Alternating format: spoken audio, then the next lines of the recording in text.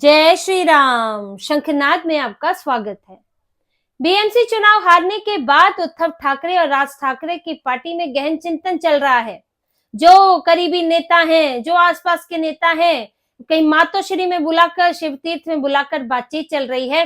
राज ठाकरे तो विचार कर रहे हैं कि अब उद्धव ठाकरे का साथ हमें रखना चाहिए या नहीं रखना चाहिए, क्योंकि उनके साथ से हमें ज्यादा नुकसान हो गया है। लेकिन उद्धव ठाकरे क्या करें, वो आज भी कंफ्यूज है। उनकी पार्टी के नेता परेशान है कि अब तो कांग्रेस से भी गठबंधन कर लिया, अब हमने राज ठाकरे से भी कर लिया, ना तो हमें ढंग से हिंदुओं के वोट मिलते हैं, ना ढंग से मुसलमानों के वोट मिले हैं, तो आखिर हमारी पार्टी अब किस रास्ते पर आगे जाएगी। क्योंकि ये हमारी अब स्थिति ये है कि यहाँ भाजपा के साथ भी संबंध खराब, कांग्रेस ने भी हमको छोड़ दिया, तो हम आगे करेंगे क्या। देखिए, बीएमसी में इनकी 65 सीटें आई है, ठीक है। एक इन्होंने जो 82-84 सीटों से 65 सीटों पर आए, कुछ सम्मान इन्होंने बचाया, लेकिन बीएमसी आपके हाथ से निकल गई और मेयर आपके हाथ से निकल गया।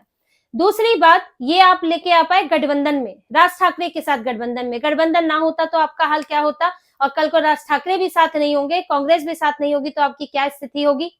दूसरी बात ये चल रही है पार्टी के अंदर कि अब जो हमारे पास है वो कितने दिन तक रहने वाले हैं, ये 65 कितने दिन तक 65 हमारे पास रहेंगे, और इस पर विचार करना चाहिए, क्योंकि हमें अब अपने संबंध बेहतर करने होंगे।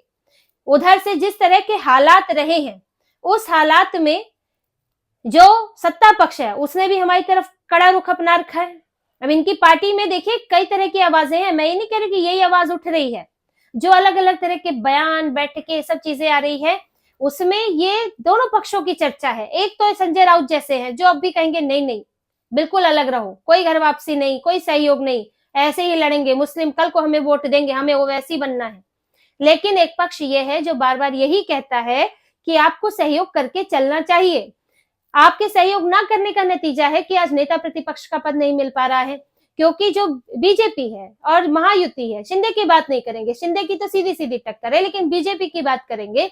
बीजेपी ने अभी तक इनके लिए नरम रुख अपनाया हुआ था, ये सोचकर कि चलिए विधानसभा में इनको आजमाने देते हैं, घर वापसी करेंगे, हिंदुत्व की तरफ लौटेंगे, फिर चाहे हमसे अलग भी लड़ेंगे, लेकिन एक सहयोग रहता है, हिंदुत्व के मुद्दे पर सहयोग रहता है।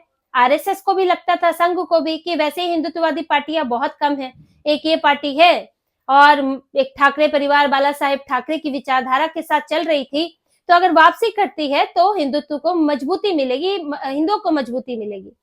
और उद्धव ठाकरे ने क्या किया, लेकिन यहाँ बीएमसी तक भी वापसी नहीं की, और इनके हालात विधानसभा के बाद जब दिखे, तो उसके बाद फडणवीस की भी सख्ती शुरू हो गई कि नेता प्रतिपक्ष नियमों के तहत तो वैसे भी नहीं मिलेगा, लेकिन आपके लिए हम नियम भी नहीं तोड़ने वाले हैं, क्योंकि आपके लक्षण अच्छे नहीं है।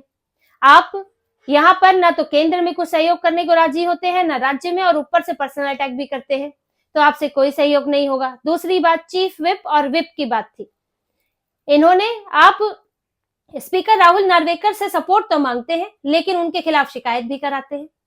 और इसके बाद देखिए क्या किया, क्या हुआ है। चीफ विप और विप को, जो चीफ विप है उन्हें कैबिनेट मंत्री का दर्जा मिलता है, और विप को मिलता है एमओएस का, मिनिस्टर ऑफ स्टेट का दर्जा, और उसी के हिसाब से इन्हें सुविधाएं मिलती है, अलग से अलाउंस मिलता है। तो वो सब अब रोक दिया गया है कि जिनके पास कुल सीटों की 10% सीटें होंगी, उन्हीं के चीफ विप और विप को ये सुविधाएं मिल पाएंगी। अब ये भले ही बना ले अपना चीफ विप और विप बना ले, लेकिन उसको सुविधाएं नहीं मिलने वाली है। तो यानी कि एक पर्क, जिसे कहते हैं एक सुविधा, आप अपनी पार्टी के नेताओं को दिला सकते थे, अब आपके हाथ से वो भी निकल गई, क्योंकि आपके पास मात्र 20 सीटें हैं। तो आप क्या देंगे अपने नेताओं को। और ये क्यों हुआ, क्योंकि आपने बिल्कुल भी सहयोग करके नहीं चले हैं, तो आपके लिए कोई क्यों सोचेगा। यहाँ उद्धव ठाकरे के साथ देखिए स्थिति ये रही कि ये ना नवीन पटनायक और नीतीश कुमार भी नहीं बन पाए। नवीन पटनायक और नीतीश कुमार ऐसे नेता हैं जो मुद्दा आधारित समर्थन कर देते हैं। नवीन पटनायक तो यही करते रहे हैं और आज भी कर रहे हैं, जबकि वो, उनको बीजेपी ने ही सत्ता से हटाया है उड़ीसा में, लेकिन वो मुद्दा आधारित समर्थन करते रहे, और ना तो इंडी के खेमे में बैठे, और ना ही उन्होंने पूरी तरह से वो सत्ता पक्ष के साथ रहे, अपनी राजनीति अलग तरह की करते रहे। नीतीश कुमार एक बार इंडी के खेमे में थे, लेकिन फिर भी वो इधर उधर उनका जाना आना लगा रहता है, तो वो समर्थन करते रहते हैं।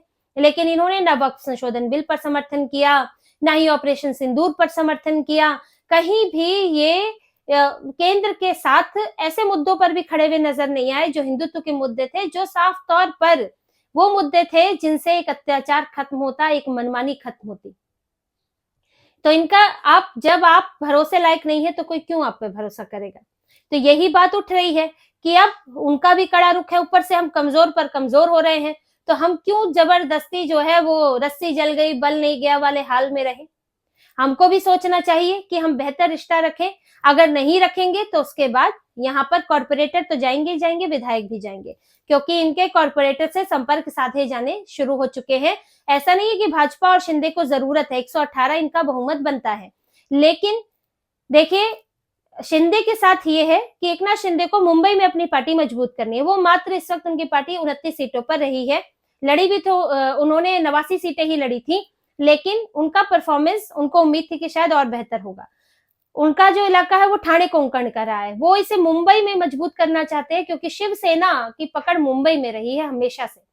तो वो कोशिश करेंगे जो जीता हुआ है वो भी उनके पास आ जाए, जिससे कि उनकी पकड़ मुंबई पर और मजबूत होती जाए। तो आप भाजपा को भले ही रोक ले, लेकिन आप शिंदे को नहीं रोक सकते, क्योंकि वो अपना विस्तार कर रहे हैं और उन्हें लगता है कि भाई जब अलग पार्टी लेकर बैठे हैं तो मैं क्यों ना विस्तार करूं। तो इसीलिए इनके कॉर्पोरेटर्स का संपर्क तो शुरू हो गया है, लेकिन यहाँ विधायक भी सुरक्षित नहीं है।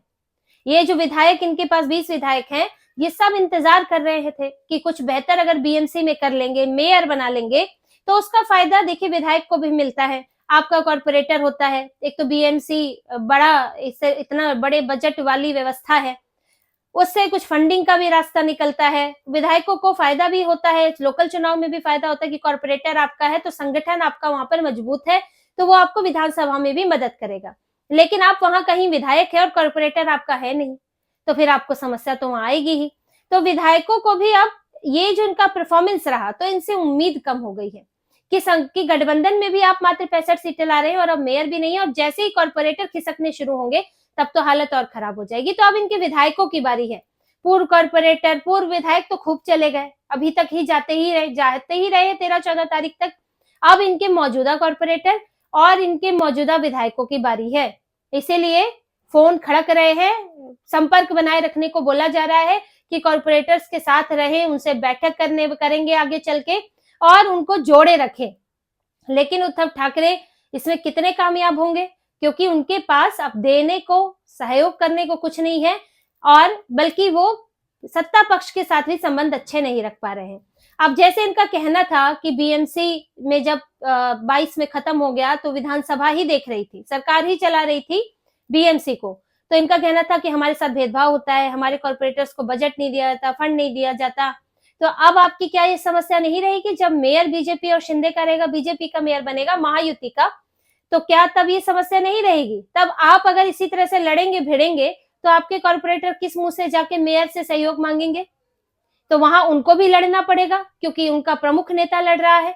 तो ये सब क्लैश अब उत्पन्न होने वाला है, जो तब तक तो ठीक था जब तक स्थितियां रुकी हुई थी। अच्छा, बीएमसी का चुनाव नहीं हो रहा है, सब ऐसे ही चल रहा है, अभी चुनाव होने वाला है, लेकिन अब सब धीरे धीरे अपनी जगह पर रुक गया है, ठहर गया है। विधानसभा हुए 1 साल हो गया, बीएमसी का चुनाव हो चुका, जो कॉर्पोरेटर बनने थे वो 5 साल के लिए बन चुके हैं। तो अब बात है कि इन 5 सालों में अपने आगे के लिए कैसे जमीन तैयार की जाए, और इसके लिए कॉर्पोरेटर्स को लोगों का काम करना पड़ता है। लोगों के लिए अब आपने भी कुछ वादे किए होंगे और आपको उसके लिए पैसे की भी जरूरत होती है, कुछ परमिशन की भी जरूरत होती है। तो इसीलिए कहा जाता है कि पार्टियां, भले ही सत्ता में कोई भी आया हो, जीता कोई भी हो, लेकिन आपको दुश्मनी नहीं रखनी चाहिए, प्रतिद्वंदिता रखनी चाहिए, ताकि आप सहयोग के साथ मिलजुल कर काम कर सके। ऐसा नहीं है कि गलत कुछ हो रहा है तो उसको ना उठाएं, उसको उठाना भी जरूरी होता है, पर यह भी जरूरी होता है कि कुछ अच्छा हो रहा है तो हम उसमें कुछ अच्छे बोल दें, उसमें कुछ सहयोग कर दें। लेकिन उद्धव ठाकरे ने राहुल गांधी जैसी राजनीति अपना ली है। भाई शरद पवार देखिए, वो भी कुछ मुद्दों पर सपोर्ट कर देते हैं, वो अपने संबंधों को बुरी तरह खराब नहीं करते उद्धव ठाकरे की तरह।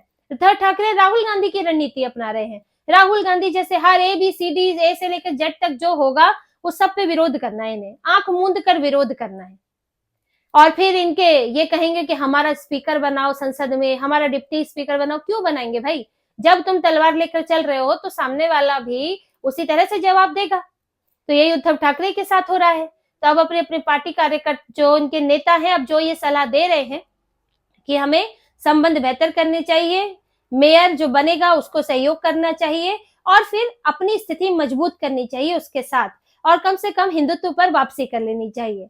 पर यहाँ उद्धव ठाकरे की पार्टी का देखिए बात ये है कि वो जिनकी सुनते हैं वो उन्हें ये सब करने नहीं देंगे, और आज भी वो उन्हीं की सुन रहे हैं। संजय राउत को सुबह सुबह बयान देने के लिए छोड़ दिया कि नहीं नहीं, ये तो भाई गड़बड़ी हुई है, वोट चोरी हुई है। सामना में भी यही लिखा जा रहा है कि ये चुनाव जो है ये गलत तरीके से चीजें इसमें हुई हैं, यहाँ से लोकतंत्र पे भरोसा उठ गया है लोगों का। ये जो हुआ है, लोगों को मुंबई के चुनाव से उम्मीद थी, किसको उम्मीद थी? तुम्ही को उम्मीद थी कि अपने और अपने बेटे की राजनीतिक स्थिति बचा ले, अस्तित्व बचा ले।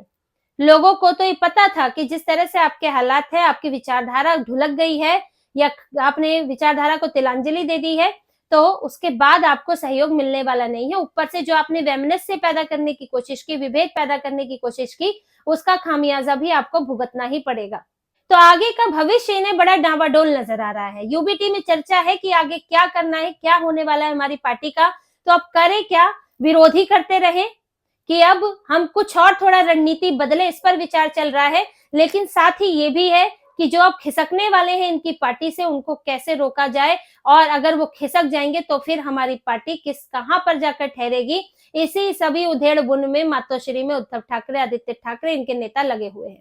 तो इसी तरह की और खबरें और विश्लेषण आपके लिए लाते रहेंगे। हमसे जुड़े रहिए, सब्सक्राइब कीजिए, कमेंट कीजिए। बहुत बहुत धन्यवाद। जय श्री राम।